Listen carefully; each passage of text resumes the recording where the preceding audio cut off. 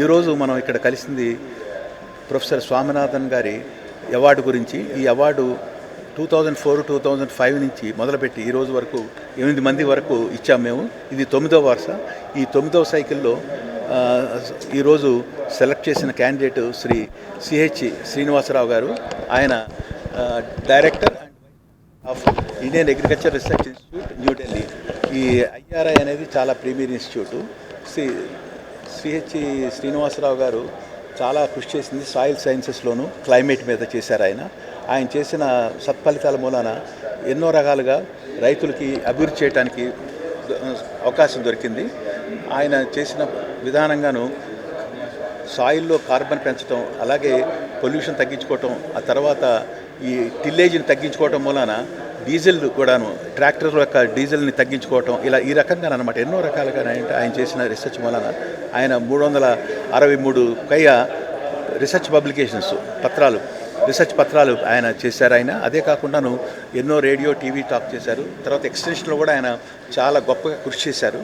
అందుమూలంగాను పెద్ద selection committee Shri doctor Trilochan Mahapatra గారు, former DG and secretary DARE and ICAR, ఆయన తర్వాత డాక్టర్ గుప్తా గారు, విజయ్ గుప్తా గారు, ఎఫ్ఏఓ కన్సల్టెంట్, సీనియర్ కన్సల్టెంట్. ఆయన తర్వాత ఇంటర్నేషనల్ ఫుడ్ ప్రైజ్ విన్నర్, ఆయన కూడా కమిటీలో ఉన్నారు, సెలక్షన్ కమిటీలో.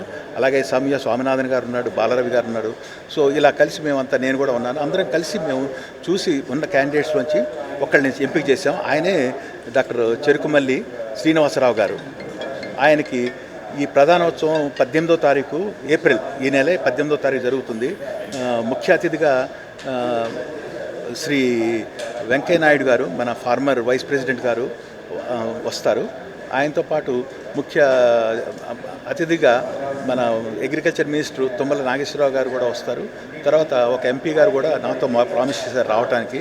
ఆయన కూడా ఏంటంటే జహీరాబాద్ ఎంపీ గారు, ఆయన సురేష్ షట్కల్ గారు, ఆయన కూడా అగ్రికల్చర్ బీఎస్ చేసి, ఆయన కూడా అగ్రికల్చర్లో చాలా ఇంట్రెస్ట్ ఉంది, ఆయన కూడా వస్తారు.